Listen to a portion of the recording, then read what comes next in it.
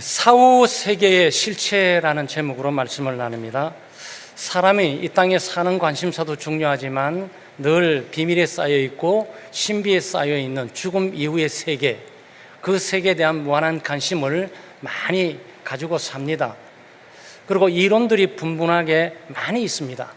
그러나 예수 믿는 우리는 어떤 이론을 따르고 추종하거나 그 이론을 받아들이는 것이 아니고 하나님의 말씀, 온 세계를 창조하시고 영적인 세계뿐만 아니고 물질적인 세계도 창조하시고 다스리는 하나님께서 말씀하신 이 말씀 성경의 근거에서 죽음 이후의 실체를 우리가 좀 생각을 해봐야 되겠습니다. 특별히 하나님의 아들 예수 그리스도, 바로 하나님과 함께 있으면서 세상을 창조하시고 우리를 구원하신 그리스도께서 친히 지금 비유를 들어서 죽음 이후에 어떤 상황이 전개되는지, 어떤 실체가 존재하고 있는지를 명명백백하게 가르쳐 주고 있습니다. 그래서 우리는 성경의 말씀, 예수 그리스도께서 밝혀주신 이 죽음 이후의 세계를 오늘 이 아침 우리가 생각을 하면서 우리가 미래, 또 영원한 천국과 또 우리의 영원한 세계를 우리가 준비하고 살아가야 되겠습니다. 먼저 천국과 지옥은 실체합니다. 천국과 지옥은 누가 꾸며낸 얘기가 아니에요. 신화가 아닙니다. 전설이 아니에요. 예수 그리스도의 오늘 말씀에 의하면 명명백백하게 존재하는 곳입니다. 사실 두 명의 사람이 나오고 두 곳에 지명이 나오고 있죠. 하나는 거지 나사로이고 한 사람은 부자였습니다. 거지 나사로는 정말 힘들고 어렵고 고단하게 살고 거지로 살다 보니까 가난해서 질병까지 있어가지고 온 피부병이 있었던 걸로 쓰여요. 부자가 주는 음식을 먹는데 개까지 와가지고 핥아 먹을 정도의 피부가 그만큼 냄새가 나고 안 좋은 상태 가운데 있죠. 근데 죽었습니다. 죽고 난 이후에는 상황이 완전히 달라지게 됩니다. 죽고 난 이후에는 아브라함의 품에 있는 거죠. 근데 부자도 죽었어요. 부자도 영원히 살지 못합니다. 그러니까 가난한 사람이나 부한 사람이나 잘 사는 사람이나 못 사는 사람이나 배운 사람이나 못 배운 사람이나 거기서 거기에요. 다 죽어가는 거죠. 잠시 잠깐 60, 70, 100세까지 이 땅에 있는 것으로 끝나버리고 이제 영원한 세계가 펼쳐지게 되는 것들을 보여주고 있는 거죠. 그런데 문제는 부자는 죽고 난 이후에 거짓 나사로가 있는 아브라함의 품이 아니에요. 전혀 다른 지역과 다른 장소에 속해 있게 됩니다. 이름하여 지옥이 되는 거죠.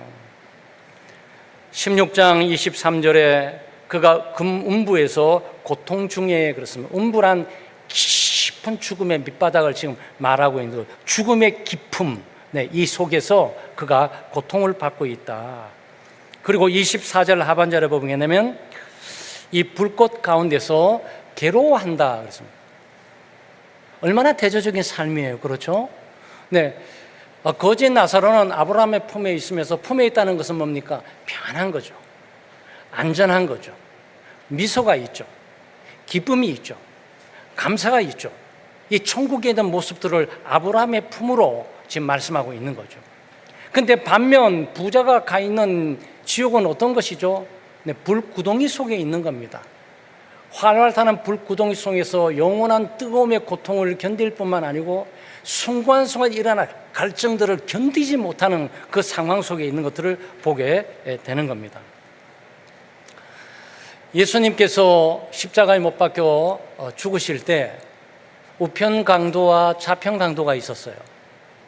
우편 강도는 예수 그리스도가 하나님의 아들이시며 내 영혼을 부탁하니까 구원해 달라고 요청을 합니다. 예수님의 그 믿음을 보시고 네가 오늘 나와 함께 낙원에 있으리라 라고 천국을 선포하면서 천국으로 인도하는 모습을 이렇게 보게 되는 거죠.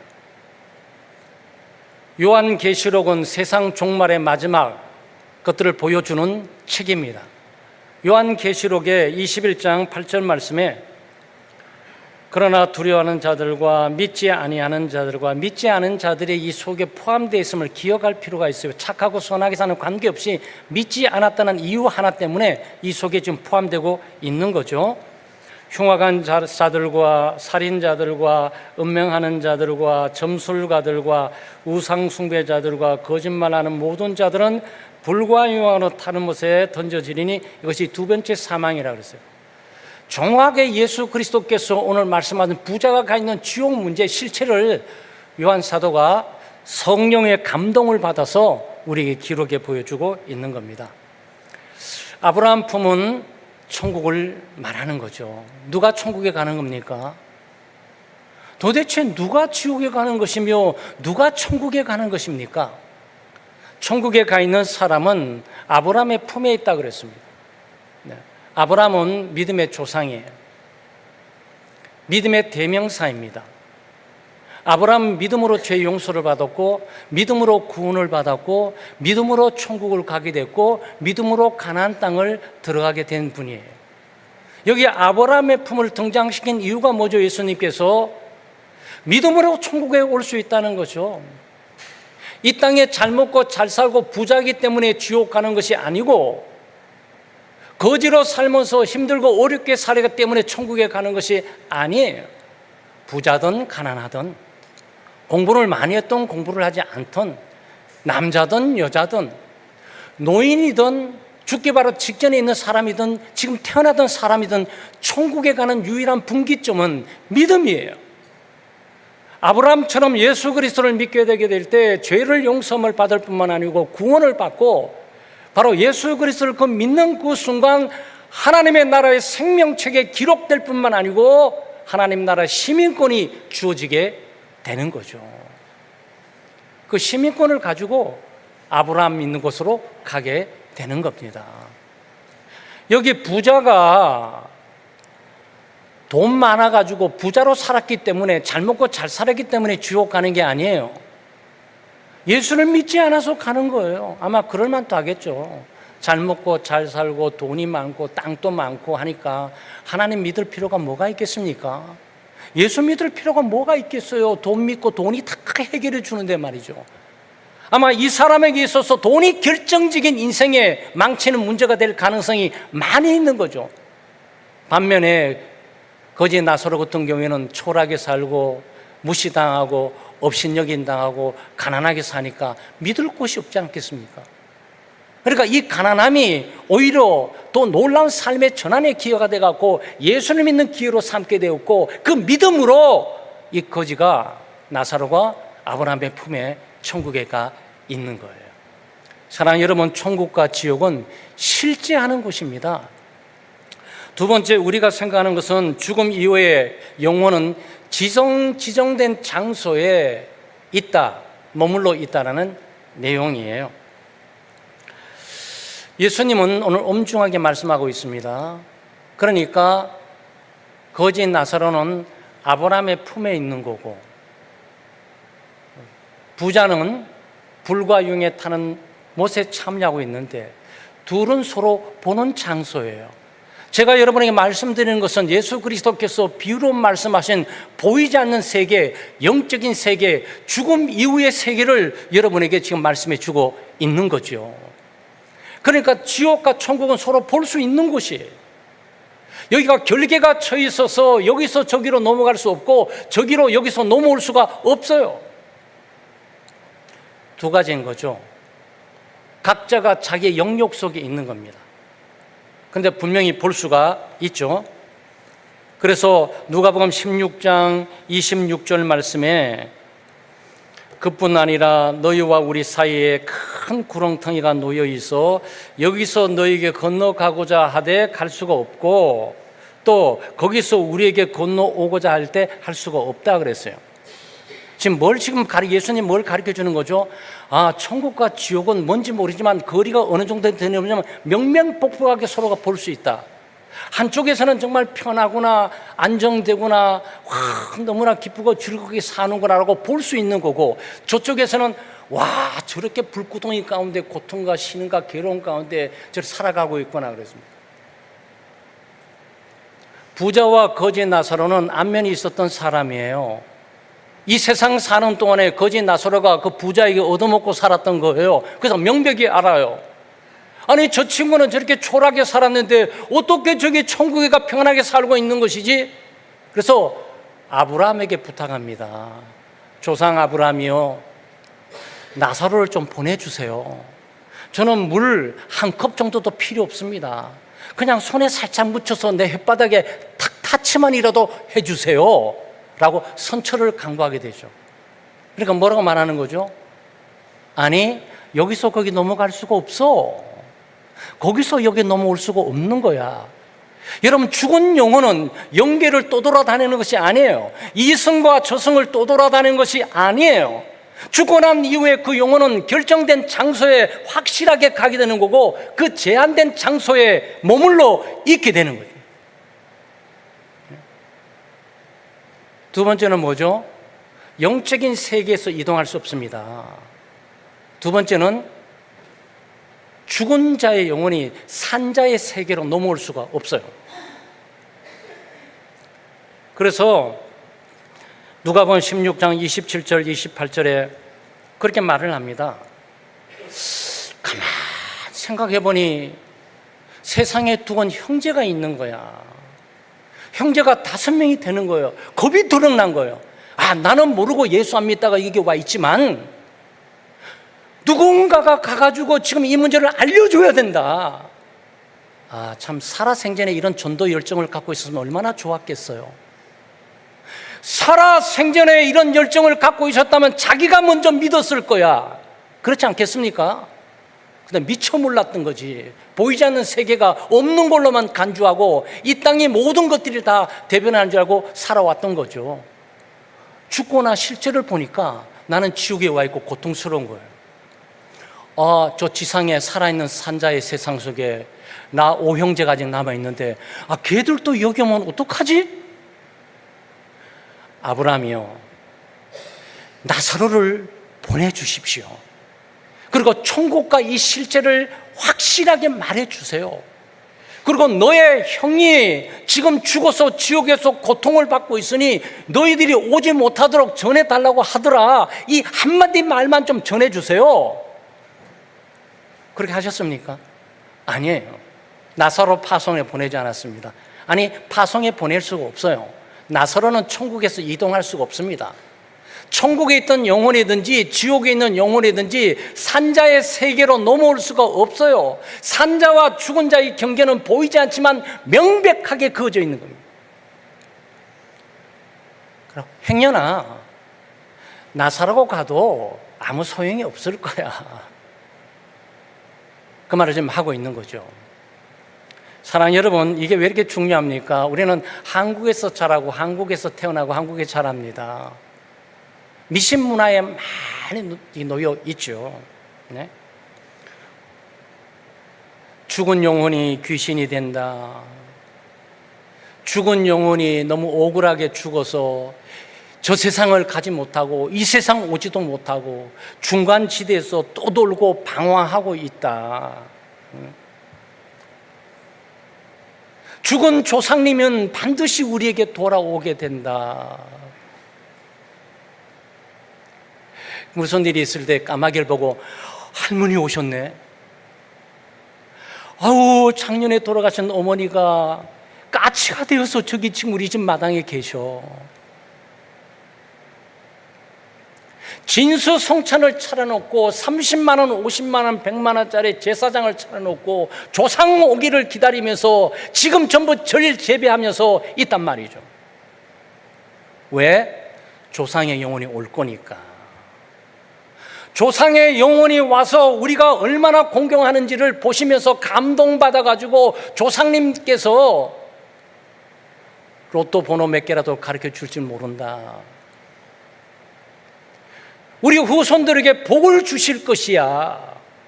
믿고 제사를 드리는 거예요, 여러분.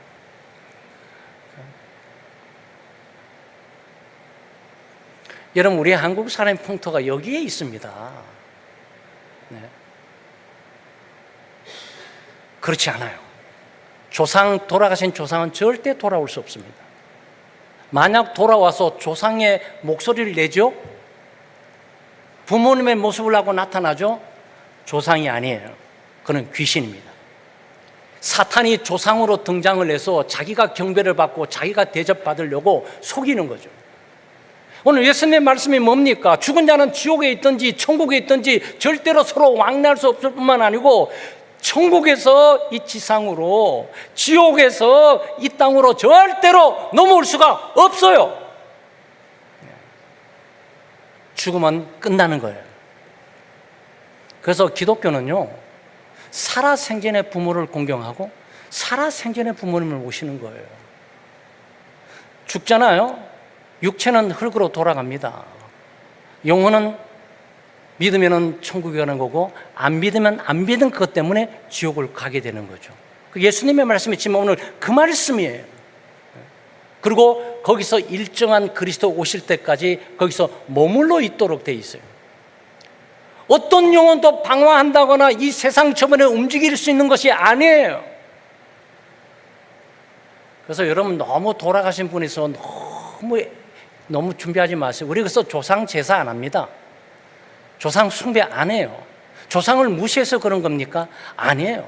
조상이 살아생전에, 부모님이 살아생전에 사랑했던 것들, 덕담을 했던 것들, 좋은 가르침을 기억하면서 오늘도 나는 부모님이 가르쳐줬는 교훈대로 나는 오늘 살아가리라. 이게 중요한 것이지, 이미 흙으로 돌아가는데 왜 죽은 망자를 지금 불러내냐고요.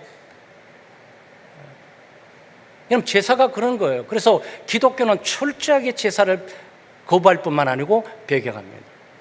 왜냐하면 죽어서 흙으로 돌아갔고 영혼은 지옥과 천국에 있는데 그걸 무슨 수로 만나면서 준비해 놓은 것들이 무슨 도움이 되냐고요.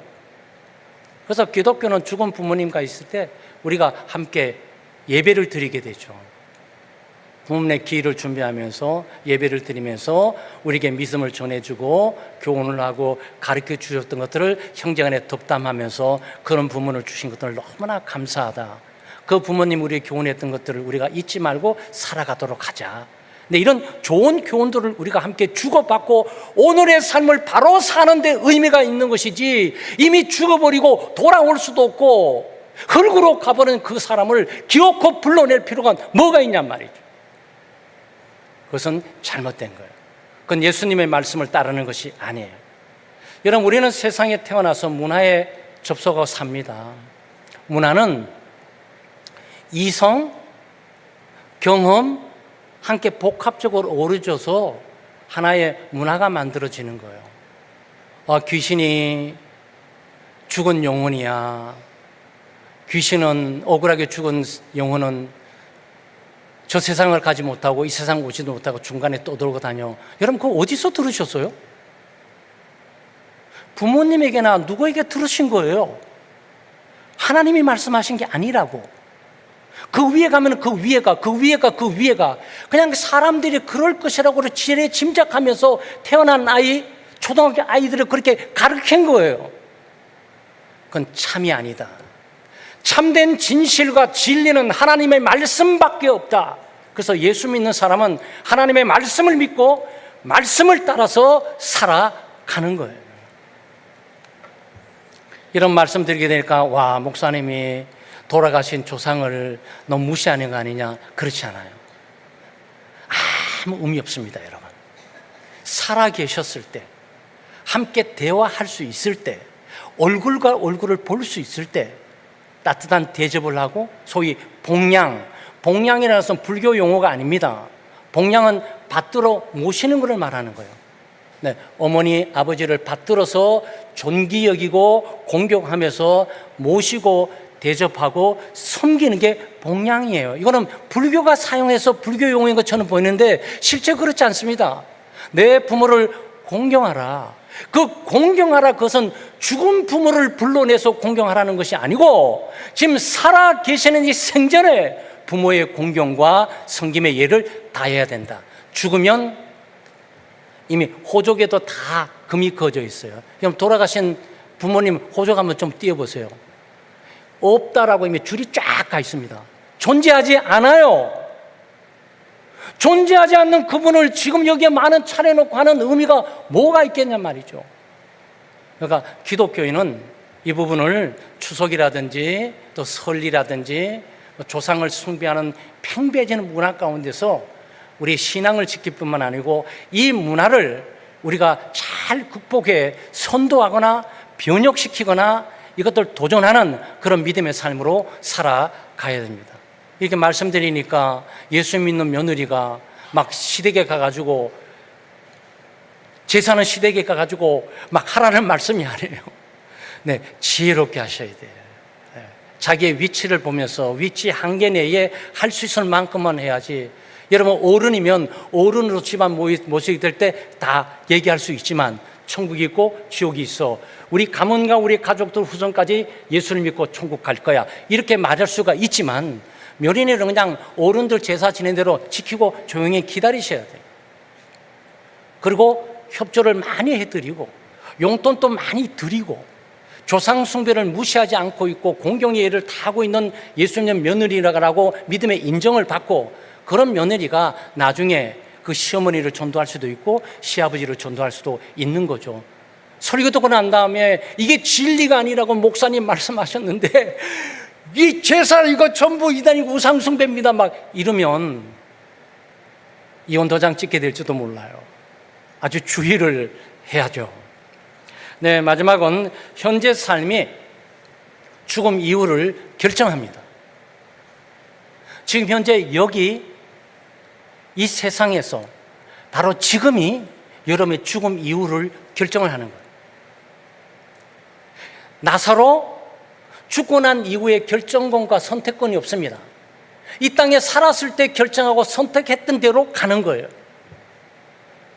부자 나사로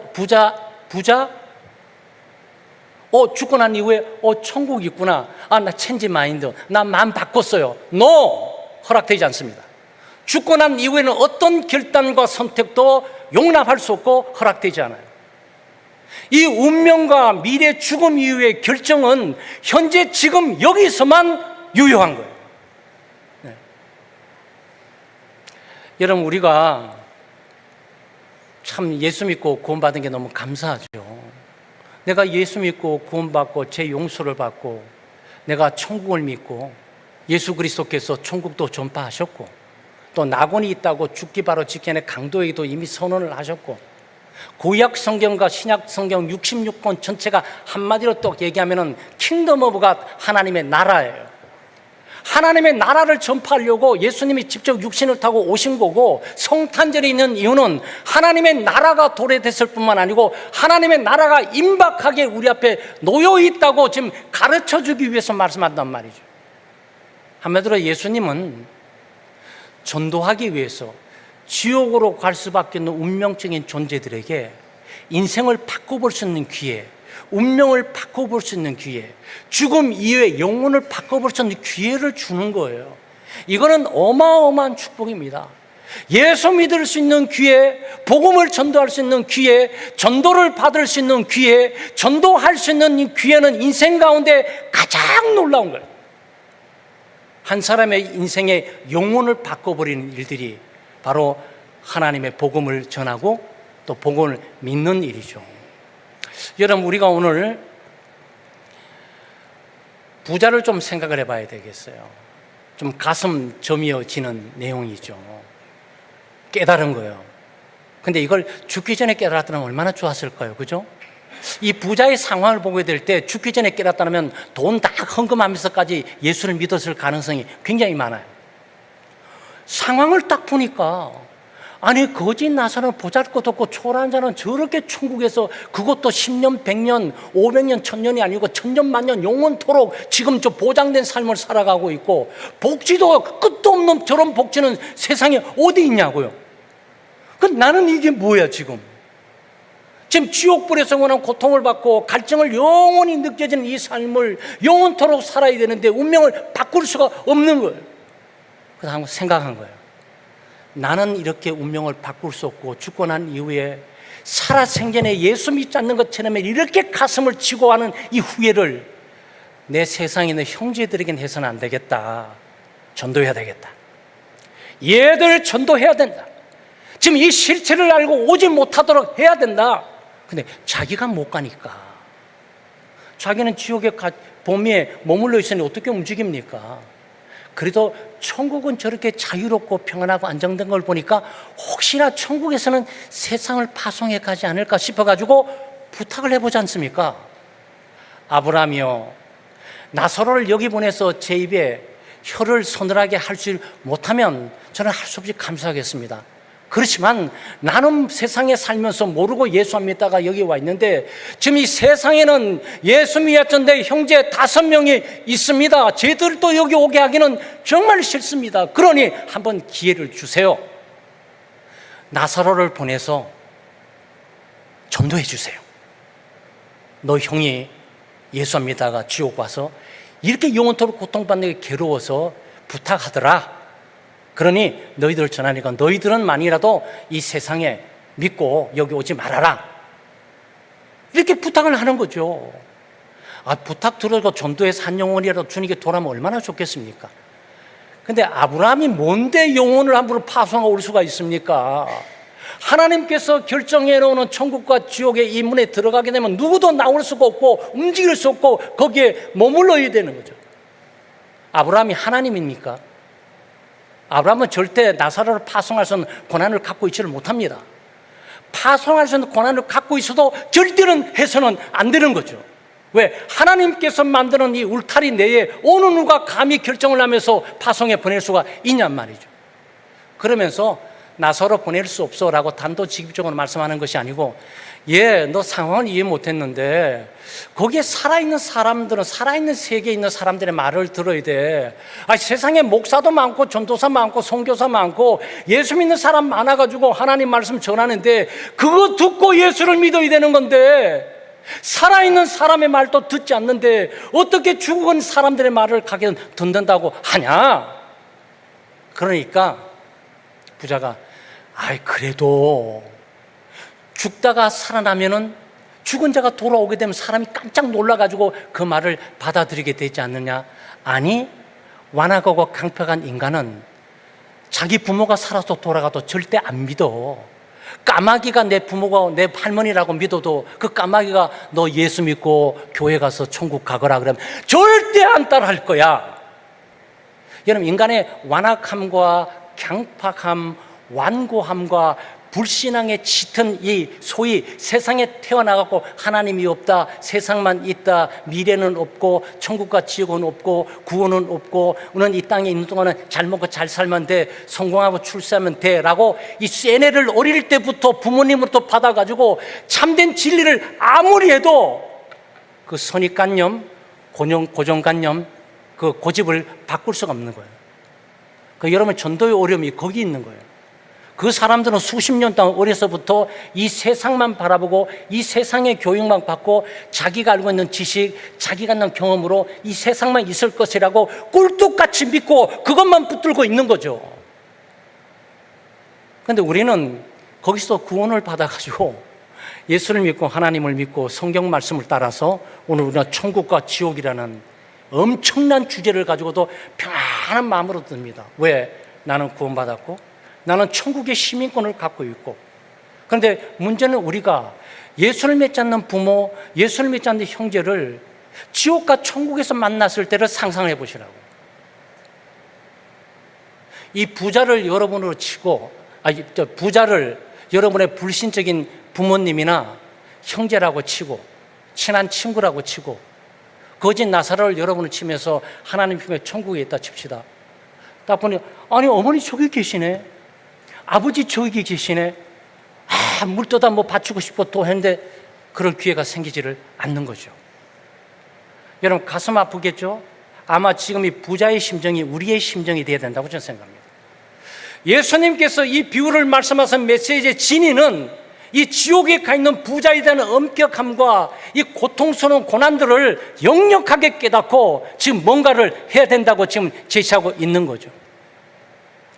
그러니까 참 부자도 좀 딱해요. 그렇죠? 그래서 우리는 도전받습니다. 와, 살아있는 우리도 지금 전도하지 못해서 전도를 할까 말까 이러고 있는데 이 부자는 왜 이렇게 절박한 거야? 죽어서 없어져 있는데도 살아있는 세상에 대해서 왜 이렇게 관심이 많은 거야?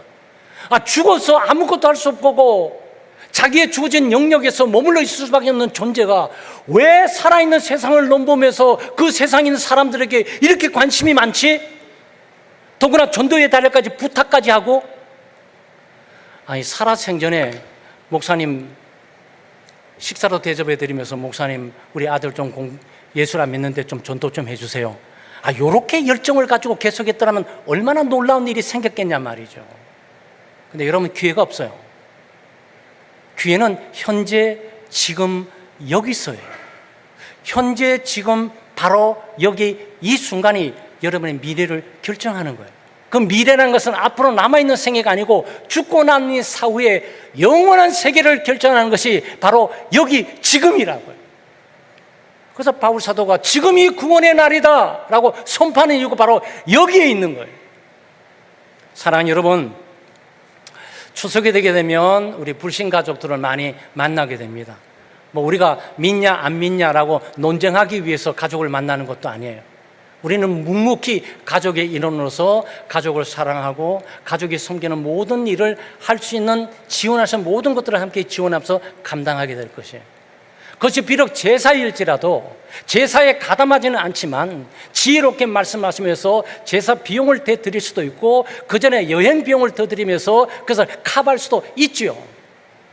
그러나 불신 사람을 만나게 될 때 꼭 기억하셔야 돼요. 이분이 여기서 지금 현재 미래가 결정된다. 나의 만남은 우연이 아니다. 만남의 축복이라는 것이 있어요. 저는 만남의 축복을 믿습니다.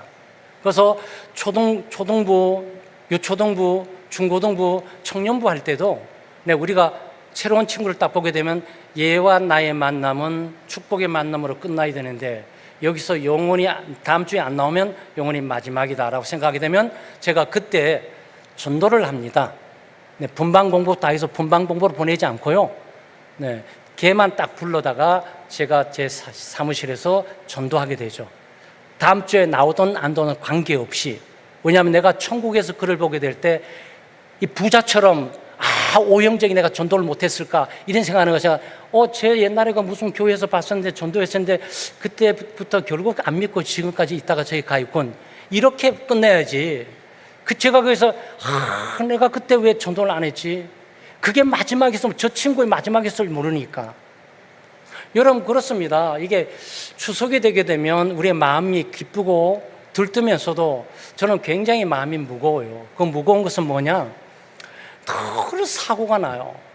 그 사고나 부모 형제 있는 저로서도 목사의 직분을 갖고 있지만 부모 형제가 있잖아요. 그 부모와 형제를 보러 가는 길에 그 길이 마지막 길인 거야. 그걸 누가 보장할 수가 있냔 말이죠. 아마 오늘 나는 가다가 어머니 만나가고 또 시골 가다가 고향 가다가 나는 교통사고로 죽을 거야. 이걸 믿고 차 타고 가는 사람이 세상에 어디 있습니까? 아무도 없어요. 그리고 부모님을 만나가지고 가족 간에 돈도 간 관계를 맺고 사랑의 교제를 하면서 갈 때 안심과 안타까운 거죠. 그래 잘 가. 근데 이게 마지막인 거예요. 여러분, 유세 보지 않습니까? 그 의미는 뭐죠? 어느 누구도 내일을 보장할 수가 없다. 어느 누구도 내일 또 예수 믿을 수 있는 기회가 있다고 보장할 수가 없다. 여러분, 이런 부분을 우리가 접하게 될 때 여러분, 추석을 만나게 되는 우리 불신 부모님, 불신 형제 자매들에게 일부러 전도하기 위해서 강박한 영화 가르칠 필요 없지만 또 자기의 신분도 알아야 되잖아요. 형이 동생에게 말하기는 쉬워도 동생이 형을 말해서 충고적으로 말하기는 어렵지 않습니까? 그렇기 때문에 지혜롭게 이번 사랑의 교제를 깊이 나누면서 기회가 있게 될 때 밥을 먹고 차 한잔하게 될 때 사촌, 형, 동생 한두 살 나이 뻘 되는 친구들은 불러다가 형 나하고 잠깐 얘기할까? 아무게 나하고 좀 잠깐 얘기할까? 조용한 장자 추석에 오랜만에 형제끼리 만나가지고 사촌끼리 교제를 나누면서 영원한 문제, 죽음 문제, 전도의 문제를 서서히 전달해 주는 거죠. 그리고 간곡하게 부탁할 필요도 있어요. 이것이 너와 나의 마지막이 될 수도 있고 마지막에 너에게 줄 수 있는 유일한 선물은 천국을 주고 싶다. 그것은 예수 그리스도를 믿음으로 구원 얻는 것인데 네가 믿을 수 있기를 바라고 또 네가 돌아가게 되면 거기 교회를 가까운 교회를 나가서 신앙생활을 했으면 좋겠다라고 형제로서 가지고 있는 의도를 분명하게 보여줄 필요는 있죠. 부모님에게도 마찬가지고 여러분, 그래서 이번 추석은 천국과 지옥의 실제에 대한, 그리고 천국에 대한 소망과 확신을 가지고 그리스도의 복음을 예수를 믿지 않는 우리 불신 가족들의 기회가 있을 때 만들어 전하는 복된 우리 교우들 되시기를 주의 이름으로 축원합니다.